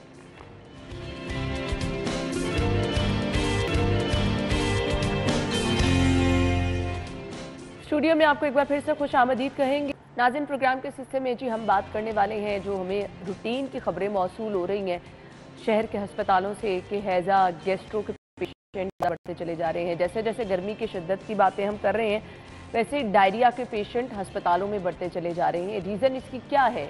एहतियात असल में आप लोगों को क्या बरतनी है? बच्चे बड़े सभी जो हैं डायरिया से मुतासर हो रहे हैं। बेसिक रीज़न क्या है वो भी जानेंगे। अस्पतालों में इसके लिए कैसे इंतजामात है ये भी जानेंगे। Head of medicine department general hospital doctor Tahir Siddiq साहब ने हमें ज्वाइन किया है। प्रोफेसर डॉक्टर ताहिर सिद्दीक को हम अपने शो में खुश आमदीद कहेंगे। अस्सलाम वालेकुम जी। वेलकम अस्सलाम। क्या हाल चाल है डॉक्टर? अल्लाह का शुक्र। थैंक यू सो मच, बहुत बहुत शुक्रिया।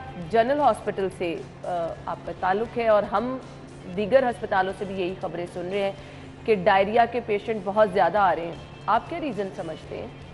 बेसिकली गर्मी का सीज़न है और जो लिक्विड इंटेक है लोगों में वो बहुत बढ़ गई है। जो लोग बाहर सड़कों पे काम कर रहे हैं, रेडी वाले, दुकानदार, मज़दूर, अब उन्होंने पानी पीना होता है और जो पानी वो पी रहे हैं वो बेसिकली कंटामिनेटेड वाटर है, वो साफ़ वाटर नहीं है। पाकिस्तान में घरों में भी साफ़ वाटर की अवेलेबिलिटी कम हो गई है, सड़कों पे तो तकरीबन बहुत मुश्किल है। कंटामिनेटेड वाटर है, प्लस इसके अलावा जो आजकल फ्रूट यूज़ किए जा रहे हैं जिसमें तरबूज है, खरबूजा है, ये वाले जो फल हैं ये भी अगर थोड़े से ओवर राइपन हो जाएं तो ये भी डायरिया का सबब बनते हैं। अच्छा। और इसके अलावा आजकल गर्मी का मौसम है, घरों में हम जो फूड बनाते हैं अगर उसे प्रॉपरली स्टोरेज ना की जा सके रेफ्रिजरेटर में तो थोड़ी देर में वो डिकम्पोज होना शुरू हो जाता है, तो वो भी एक सबब है डायरिया का। ठीक है। तो हर साल डायरिया जो है वो गर्मी के सीज़न में स्टार्ट होता है, लेकिन इस दफ़ा चूँकि गर्मी ज़रा जल्दी आ गई। अच्छा, इस दफ़ा तो लोग ये शिकायत कर रहे हैं कि फ्रिज में पड़ी हुई चीज़ें ख़राब होती चली जा रही हैं और सम टाइम आपको पता नहीं होता, वो खा लें, उस सूरत में भी आपका पेट ख़राब हो जाता है। तो ये एहतियात जो है वो बहुत ज़्यादा ज़रूरी है। डॉक्टर साहब, आपने तरबूज का, खरबूजे का जिक्र किया, इसके साथ अगर कहते हैं पानी पी लें तब भी पेट ख़राब हो जाता है, बाकी ऐसे? नहीं, ऐसा नहीं है। वो तरबूज जो कि ख़राब होगा, डिकम्पोज हुआ होगा, उसमें जरासीम डेवलप हो जाते हैं। ठीक है। और उस जरासीमों की वजह से बेसिकली पेट ख़राब होता है रादर देन के पानी पीने से ऊपर। ऐसा कोई कॉन्सेप्ट मेडिकल साइंस में नहीं है। सही। तो ये रीज़न नहीं है। हमने अक्सर लोगों से सुना है कि अगर आप तरबूज खा रहे हैं तो आपने तकरीबन उसके कुछ मिनट तक, 10-15 मिनट तक पानी को तो हाथ नहीं लगाना, लेकिन डॉक्टर साहब ने कहा इसकी ये कोई रीज़न नहीं। ये जो डायरिया है ये बेसिक गंदा पानी की वजह से ही हो रहा है। हमने क्या करना है? टैप वाटर तो यूज़ नहीं करना, पानी बॉयल करके इस्तेमाल करें। Contaminated water and food source जो नहीं है, ये बेसिकली मेन रीज़न है डायरिया की। अगर हम क्लीन वाटर यूज़ करेंगे तो उससे डायरिया का चांस कम हो जाएगा। फ्रेश फ्रूट यूज़ करेंगे वो कम सबब बनेगा। जो फ्रूट मार्केट में आजकल अवेलेबल हैं, लोग रेडी पे खड़े होकर बगैर धोए उस फ्रूट को खा लेती हैं, तो वो भी एक सबब बनता है। तो basically contaminated water and food is the main source of infection. Equally हम देख रहे हैं बच्चों में भी, बड़ों में भी और बूढ़ों में भी। अगर बर वक्त इलाज ना किया जाए, कुछ सिम्टम्स पहले इसके बता दें कि क्या क्या सिम्टम्स हों तो आपको पता होना चाहिए कि आपको हैज़ा की शिकायत है। ये है कि लूज़ मोशन आना शुरू हो जाते हैं, उल्टियाँ आना शुरू हो जाती हैं, पेट में दर्द होता है और बुखार। ये 4 अलामतें हैं। डिफरेंट लोगों में डिफरेंट अलामतें ज़ाहिर होती हैं। कुछ लोग ऐसे भी होते हैं जिन्हें पखाने में खून आना शुरू होता है, इसको कॉलरा कहते हैं ना। अब वो जो कॉलरा है वो बहुत कम है ना, आलमोस्ट मतलब पाकिस्तानी सोसाइटी में ना होने के बराबर है, लेकिन केसेस उसके भी रिपोर्ट होती हैं। अगर पेशेंट को लूज़ मोशन आ रहे हैं, वॉमिटिंग आ रही है, एब्डोमिनल पेन है, तो उसे फौरी तौर पे अपना फ्लूइड लेवल को मेंटेन करना है, वो डिहाइड्रेट नहीं होना चाहिए। इस सीज़न में हमने देखा कि मल्टीपल पेशेंट ऐसे आए जो डिहाइड्रेट हुए, जिसकी वजह से उनका किडनी फेलियर हुआ और वो वर्स हो गए ना। ठीक है। इसमें जब भी मॉर्टेलिटी होगी उसकी वजह ये होगी कि पानी की इतनी कमी हो जाएगी कि ब्लड प्रेशर बिल्कुल ज़ीरो हो जाएगा, किडनी फेल हो जाएंगे और इसकी वजह से फिर डेथ भी हो जाती है। तो मरीज़ को अपना फ्लूइड लेवल रिस्टोर करना है, और अगर उसके सिम्टम्स 24 घंटे में सेटल डाउन नहीं होते या जो डायरिया की फ्रीक्वेंसी है वो 1 स्टूल पर आवर हो रही है, तो उसे फौरी तौर पे डॉक्टर के पास जाना चाहिए। फौरी तौर पर डॉक्टर के पास जाना चाहिए। निमकोल का इस्तेमाल कैसा है, क्योंकि बहुत सारे डॉक्टर्स ये रिकमेंड करते हैं कि आप इस तरह की सिचुएशन में निमकोल का इस्तेमाल बहुत है। जब हमें मोशन आती है या वॉमिटिंग आती है तो इलेक्ट्रोलाइट्स का इम्बैलेंस होता है, वो ज़ाया हो रहे होते हैं नमकियात। तो जब नमकियात ज़ाया हो जाते हैं तो हमारे सेलुलर फंक्शन डिस्टर्ब हो जाती हैं, तो उसकी रिप्लेसमेंट हर सूरत पे ज़रूरी है, अदरवाइज मस्कुलर क्रैम्प्स पड़ना शुरू हो जाएंगे। मरीज़ कहते हैं कड़ल पड़ रहे हैं। हाँ। तो जो कड़ल पड़ रहे हैं एक्चुअली वो इस इलेक्ट्रोलाइट इम्बैलेंस की वजह से पड़ रहे हैं। सोडियम और पोटेशियम की कमी हो जाती है, ग्लूकोज की कमी हो जाती है मरीज़ के अंदर। तो जो ORS है वो उसमें नमक भी है, उसमें ग्लूकोज भी है, तो ये इलेक्ट्रोलाइट को वो पूरा कर देता है। ठीक है। तो हर सूरत पे मरीज़ को फौरी तौर पे लिक्विड इंटेक जो करना है हर एज उसको ग्रुप के लिए यही हर रिकमेंडेड एज है। ग्रुप के लिए। ठीक है। अनटिल और अनलेस के एक पेशेंट इस्कीमिक हार्ट डिजीज़ का है, उसे अनकंट्रोल्ड हाइपरटेंशन है, तो उस सूरत में उसे अपने डॉक्टर से रब्ता करना है।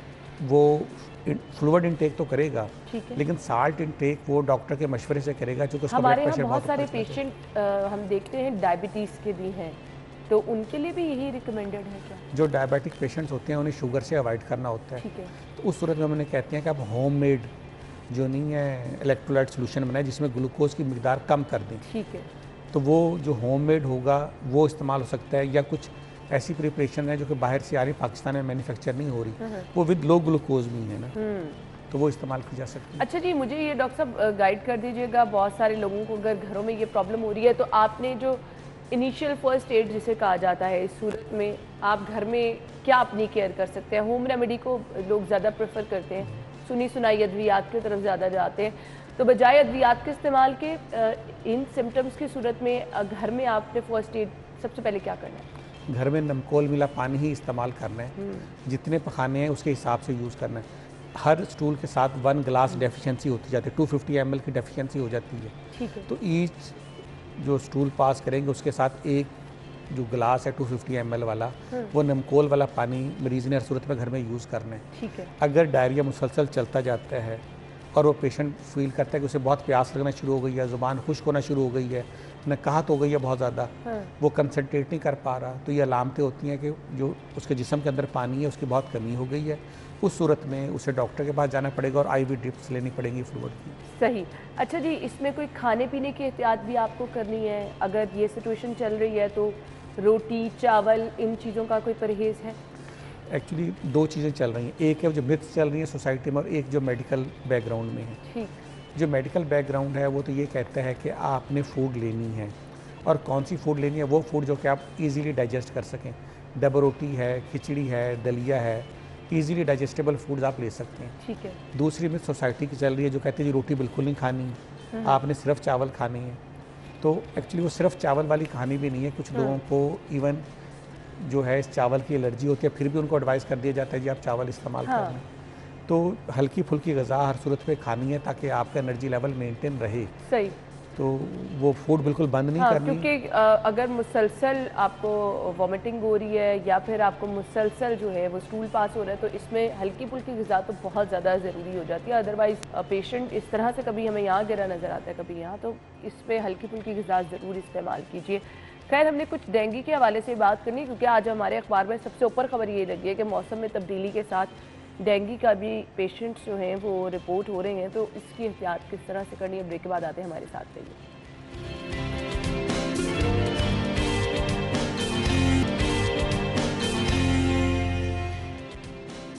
खुश आमदीद आपको एक बार फिर से कहेंगे। प्रोफेसर डॉक्टर ताहिर सिद्दीक साहब हमारे साथ मौजूद हैं। गुफ्तगू का सिलसिला आगे बढ़ाएंगे। डायरिया पे हमने बात कर ली, इसके बाद जी डेंगू के पेशेंट्स जो है वो रिपोर्ट हो रहे हैं। इस मौसम में भी हम देख रहे हैं कि डेंगू का हमला जारी है।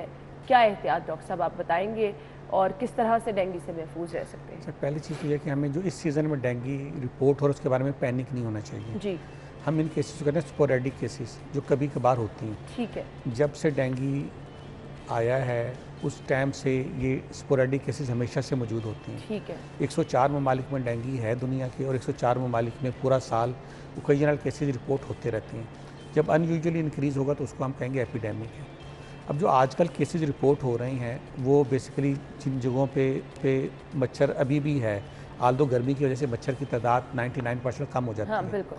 लेकिन वो जगह जहाँ पे हमेशा साया रहता है, सिलन ज़्यादा जगह होती हैं, वहाँ पे जो मच्छर है वो ख़त्म नहीं हो पाता। और वो लोग जो कि छोटे घरों में रहते हैं, तंग घरों में रहते हैं, इवन जेलों से जो लोग रिपोर्ट होते हैं वहाँ पे लोगों को डेंगू हो सकता है मच्छर की वजह से।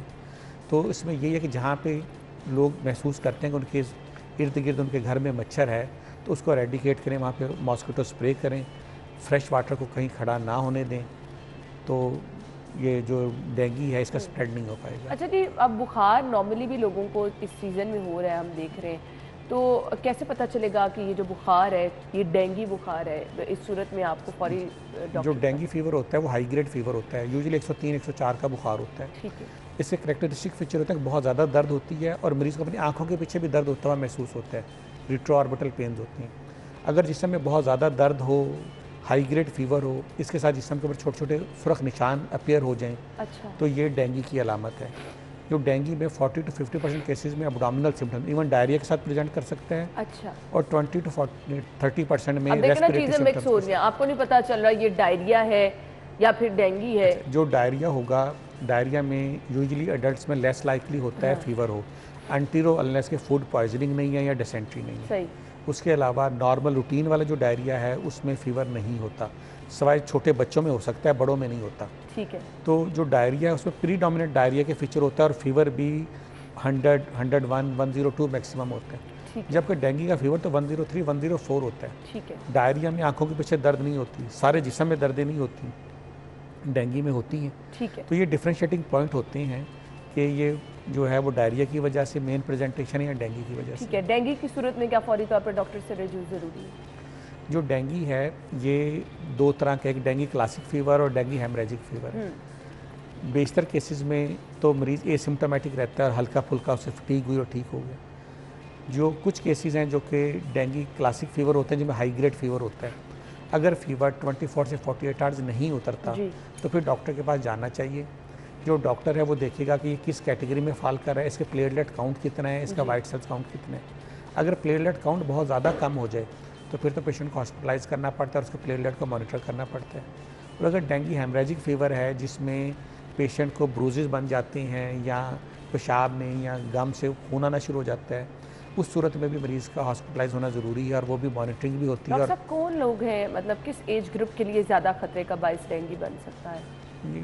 एक तो ये कि जिनमें कोमॉर्बिड कंडीशन होती है ना, इस्कीमिक हार्ट डिजीज़ है, हाइपरटेंशन है, कोई वो स्टीरॉइड्स ले रहे हैं, इम्यूनोसप्रेसेंट्स पे हैं, ये वाले लोग ज़्यादा ख़तरे में होते हैं। ठीक है। और अगर कोमॉर्बिड कंडीशन नहीं है तो फिर जो ख़तरा है वो बड़े और छोटों के लिए सब एक जैसा होता है। अनटिल अनलेस की जो डिजीज़ है वो डिफाइन करती है कि डेंगू क्लासिक है तो कम खतरा है, डेंगू हेमरेजिक है तो ज़्यादा खतरा है। प्लेटलेट कम हो गए हैं तो ज़्यादा खतरा है, प्लेटलेट पूरी हैं तो कम खतरा है। तो वो क्लासीफाइड डॉक्टर डेंगू तो नहीं हो गया, दोनों के सिम्टम्स में डिफरेंस है? सबसे पहली बात तो यह कि जो मलेरिया है उसका जो सीज़न स्टार्ट होता है वो रेनी सीज़न के बाद स्टार्ट होता है, यूजुअली सितंबर अक्टूबर में होता है। जो एनाफिलीज मॉस्किटो वो उस टाइम ज़्यादा उसका ब्रीडिंग सीज़न स्टार्ट होता है, तो ब्रीडिंग सीज़न में वो बाइट करती है ना। जो मलेरिया का फीवर है वो इंटरमिटेंट फीवर है, कॉन्टीन्यूस फीवर नहीं है।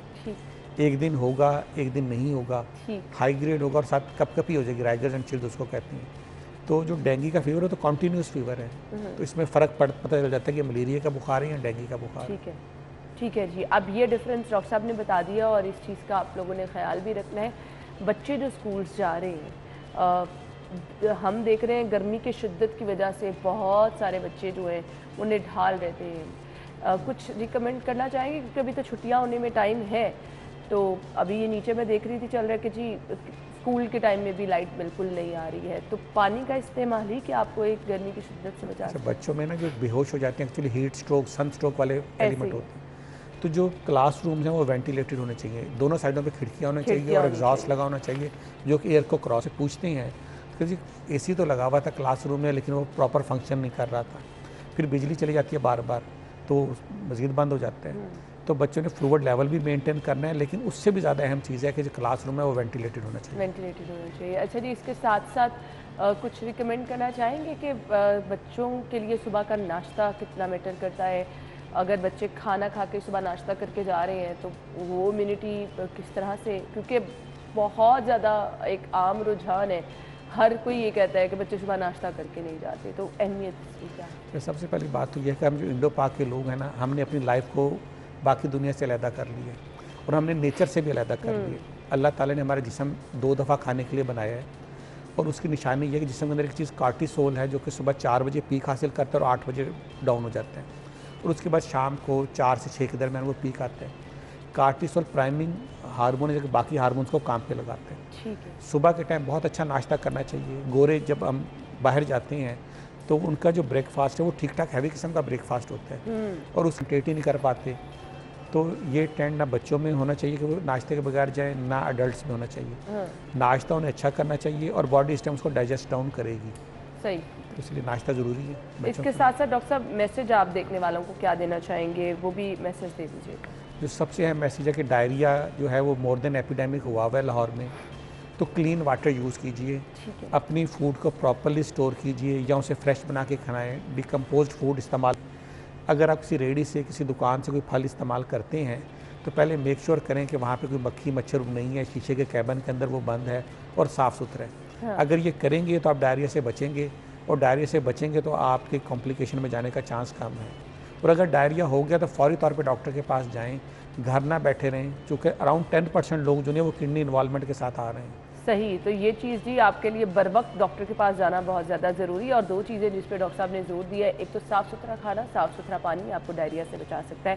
Thank you so much doctor साहब, बहुत बहुत शुक्रिया आपके वक्त के लिए। तभी हमारे साथ डॉक्टर साहब मौजूद थे और डॉक्टर ताहिर सिद्दीक साहब ने बड़ा डिटेल में बताया है कि आपने एहतियात किस तरह से करनी है। एहतियात तो हम आपके साथ शेयर करते ही रहते हैं, कुछ बुनियादी चीज़ें हैं जो हमें अपनी ज़िंदगी का हिस्सा बनानी है। हर चेंजेस जो हैं लाइफ में आती हैं, उसके साथ साथ हमने कोविड की भी बात की, हमने डेंगू की भी बात की। अभी हमारे पास एक जो बहुत बड़ा जो चैलेंज है वो हम देख रहे हैं कि साफ़ सुथरा माहौल, साफ़ सुथरा पानी, ये हमारी पहुंच में चीज़ें हैं लेकिन फिर भी हम इनको जो है नज़रअंदाज कर देते हैं और नतीजतन क्या है कि हम आपके साथ खबरें शेयर करते हैं कि लोग जो हैं वो अस्पतालों में जा रहे हैं।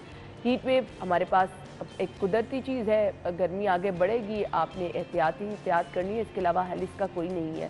एहतियात क्या है वो भी हम आपके साथ शेयर करते रहते हैं। गैर ज़रूरी तौर पर आप लोग घरों से बाहर ना निकलें, अगर निकल रहे हैं अम्ब्रेला का इस्तेमाल करें, सर को ढांप के निकलें, डिहाइड्रेट रहें, पानी का इस्तेमाल ज़्यादा करें। तो मौसम की डिटेल्स हम आपके साथ शेयर कर रहे हैं जी, हर रोज़ की बुनियाद पर आपको टेम्परेचर के हवाले से बता रहे हैं कि टेम्परेचर क्या होगा। आज का टुडेज़ वेदर क्या कहता है, सेगमेंट शामिल कर लेते हैं।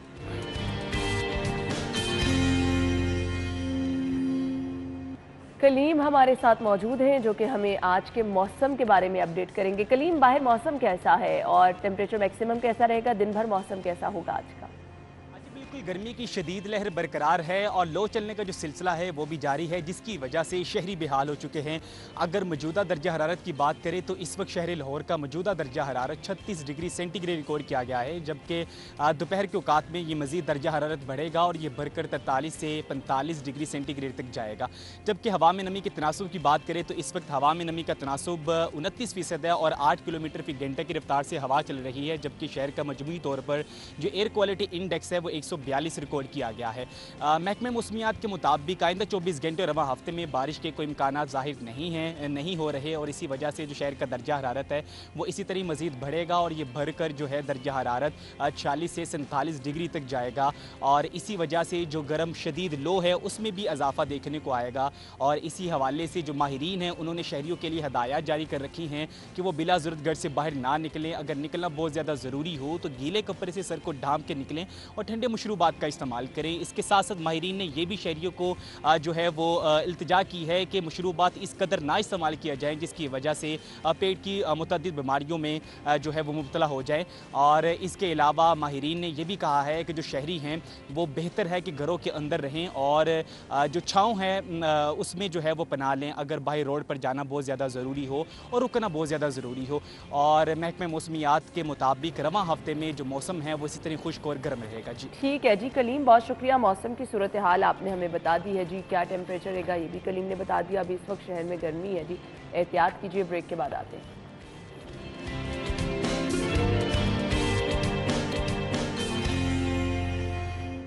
Welcome back. एक बार फिर से आपको कहेंगे खुशामदीद, और आपकी सेहत का ख्याल रखना है। हम आपको बताते रहते हैं, डिफरेंट टिप्स देते रहते हैं टाइम टू टाइम। अच्छा जी, अब हमने आज की हेल्दी टिप शामिल करनी है और आपको बताना है कि हम अक्सर जो है वो इंडोर एक्टिविटीज़ आपको बताते हैं, इंडोर एक्सरसाइज आप कौन सी कर सकते हैं, तो शामिल कर लेते हैं आज की हेल्दी टिप।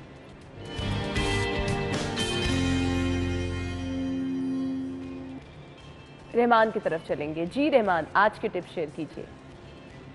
अस्सलाम वालेकुम, मैं हूं रहमान अब्बास, आपका लाइफ कोच। फिट करने के लिए, स्ट्रॉन्ग करने के लिए आप कैसा रहा, आपका रूटीन कैसी रही, डाइट कैसी रही, क्या खाया पिया, चीट मील तो लाजमी की होगी, क्योंकि क्या करूं, समझाने का सिलसिला जारी रहना है और आपने थोड़ा बहुत तो करना है, ताकि एक टीचर की ज़रूरत रहती है आपको फोकस करने के, देखने के लिए। सो ये सारे प्रोग्राम इसीलिए कि ताकि आप हेल्दी रहें, फिट रहें और आपको टिप्स बताए जाए। आज के प्रोग्राम में स्ट्रॉन्ग लेग करने के लिए, कार्डियो स्ट्रॉन्ग लेग करने के लिए डिफरेंट इसके नेम्स है, और मोबिलिटी वर्कआउट के लिए लोअर पोर्शन में। सो ये सारे वर्कआउट हैं इसमें। ये सारे नेम स्टेप बाय स्टेप इसलिए बोले कि ये एक ही फैमिली नेम है। इसके लिए हमें स्टेपर चाहिए। अगर स्टेपर नहीं है, मुश्किल है मिलना, तो वुडन कोई भी स्टेप आप ले सकते हैं, घर में मिल सकता है। नहीं तो फोम का कोई स्टेप बना सकते हैं। अगर वो भी नहीं तो कोई एक स्टेपर वुड का भी आप ले सकते हैं, नहीं तो आप सीढ़ी का इस्तेमाल भी आप कर सकते हैं। तो आज हमें स्टेपर वर्कआउट करना है, cardio workout, mobility, strong leg के लिए।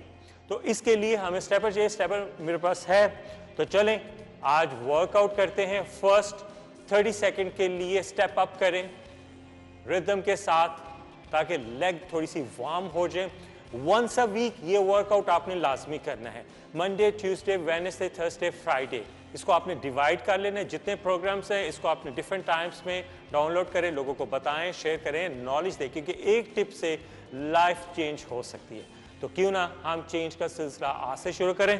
तो चलें, फर्स्ट वर्कआउट हमने स्टेप अप करना है।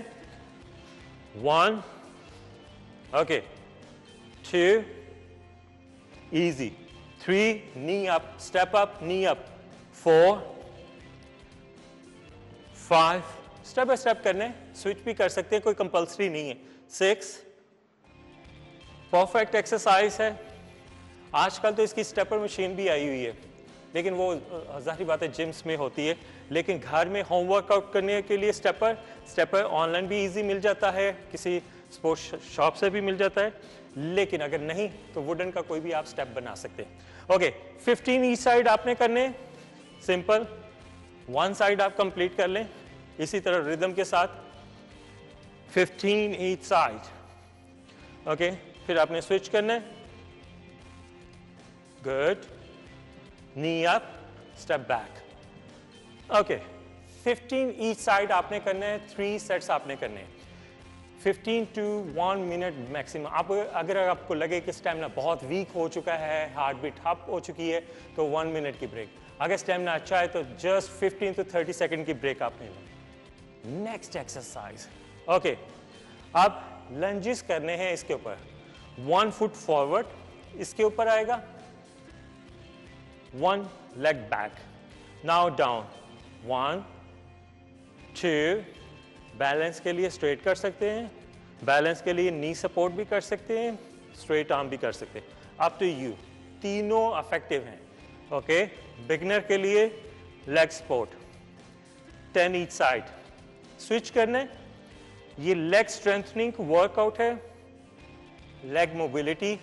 ओके, 1, 2, ये बिगिनर के लिए सपोर्ट के लिए, अदरवाइज बैलेंस के लिए कर सकते हैं।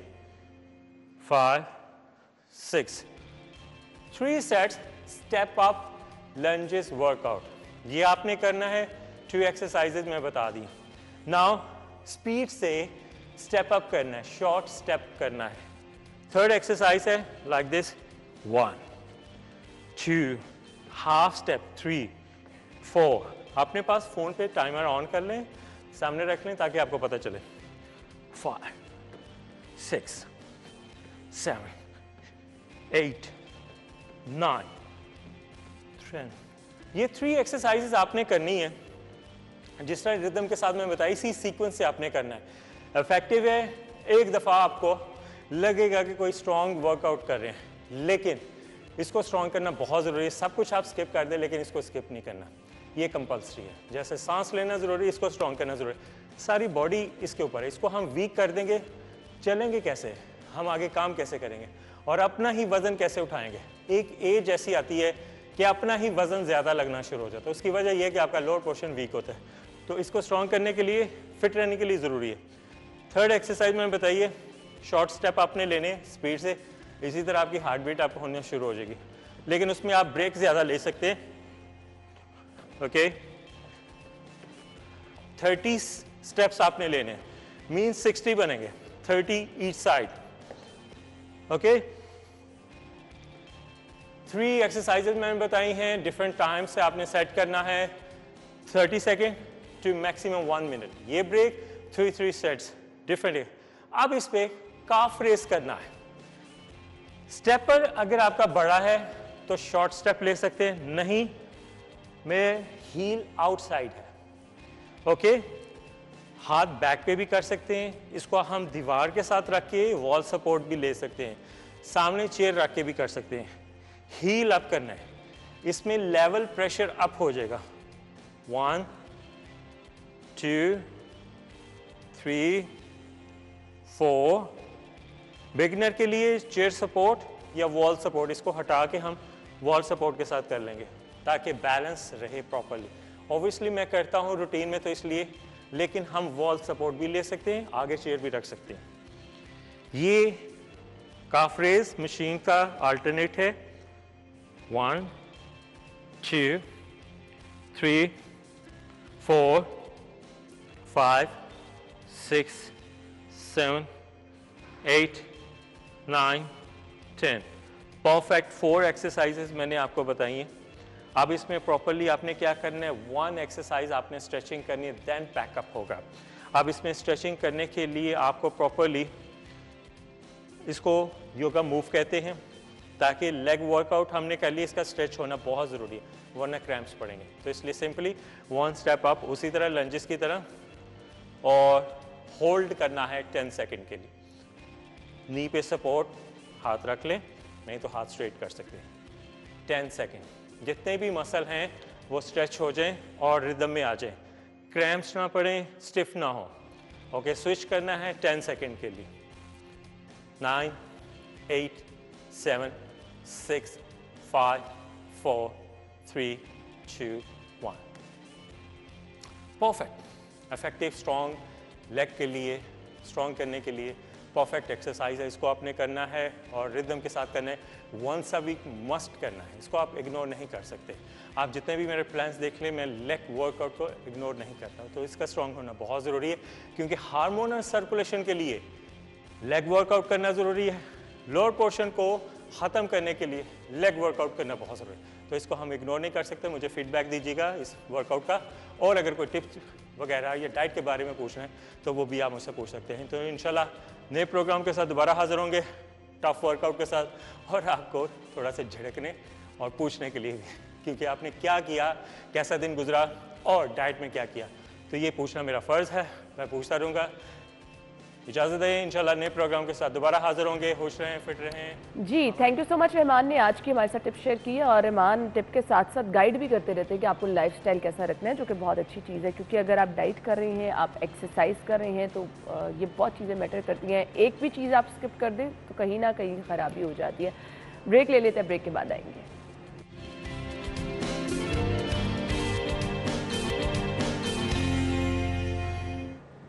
एक बार फिर से आपको खुश आमदीद कहेंगे, और कुछ कुदरत के ऐसे तोहफे होते हैं जो कि रौनक दोबाला कर देते हैं किसी भी सीज़न की। मेरे ख्याल से आम ऐसा फल है जो कि हर किसी का हर दिल अजीज़ रहता है, और लोग इंतज़ार करते हैं कि कब सीज़न शुरू होगा और कब वो इस मज़ेदार फल से लुत्फ़अंदोज़ हो सकेंगे। लेकिन कहा यह भी जाता है कि जैसे जैसे सीज़न स्टार्ट होता है, आम नया आता है, तो वो खाना भी नहीं चाहिए, थोड़ा सा इंतज़ार करना चाहिए। लेकिन हम तो ये देख रहे हैं कि आम जो है वो इस वक्त मार्केट की जीनत बन चुका है, और जो फेवरेट पसंद करते हैं जो लोग इस फल को, वो इंतज़ार करें कि वो इसको खा कब सकेंगे। तो हमारे पास एक स्पेशल रिपोर्ट है, आपके साथ शेयर करेंगे। महसूर कुन खुशबू और खुशनुमा रंगत आम तमाम फलों का बादशाह कहलाता है और अब ये बादशाह बागात से शहरों की दुकानों और ठेलों पर मुंतकिल हो चुका है। अपने जायके, ग़ज़ाइयत और खुशबू की वजह से ये मुनफरिद फल शहरियों की तवज्जो का मरकज है। शहरी गर्मी के मौसम में फलों के बादशाह आम की खरीदारी करते दिखाई दिए। शहरी कहते हैं कि आम इनका मनपसंद फल है। गर्मियों में ठंडे करके फैमिली के साथ बैठकर खाते हैं। ये खाने में भी बहुत मजे का होता है, मीठा होता है। रात को बैठ के हम फैमिली में सारे ज्वाइनिंग इसके मिल्क शेक पीते हैं, ठंडा होता है, बहुत अच्छा होता है। मैंगो मेरा फेवरेट है और ये सीजन के साथ है। फल फरोश कहते हैं कि आम खाने के शौकीन साल भर आम का इंतजार करते हैं। ये आम का बादशाह सीजन है, ठीक है, और ये लोग बहुत शौक से खाते हैं, ठीक है। ये सिंदरी आम है हमारा, बहुत अच्छा फरोख्त हो जाता है, ग्राहक ज़्यादा लेके जाते हैं, आम शौक से खाती है।